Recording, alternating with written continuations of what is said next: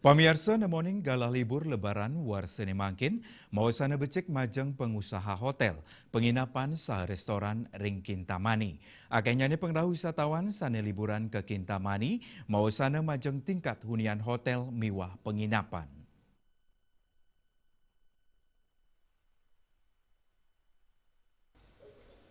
Ketua PHRI Kabupaten Bangli Ketut Marjana Mausang sayan ramienyane pengrahu wisatawan ngawinang selantang margi ring Kintamani kantos kosa tur macet.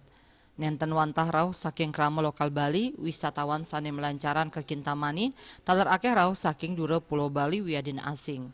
Pinaka Ketua PHRI Bangli, dani ngicen apresiasi tur ngaturang panyuksmaning manah, melarapan kebijakan Presiden miwah PMK Bangli. Santukan sampun ngicen wesanan dahat becik majeng baga ekonomi krama. Napi malih tambis kali warse pengusaha hotel miwah restoran ring Bangli, nampenin wesanan kaon pandemi COVID-19. Nenten pikolihan nanging para pengusaha patut naor swadarman ipun. Kahanan inucap janten meratin pengusaha. Manut dani prakanti pantaraning pemerintah miwah pengusaha dahat kabuatang ring sajroning nguangun pariwisata. Pemerintah mangdane yatna pisan ngaryanin regulasi semalihe pengusaha patut nyokong samian kebijakan sanes sampun kemedalang pemerintah.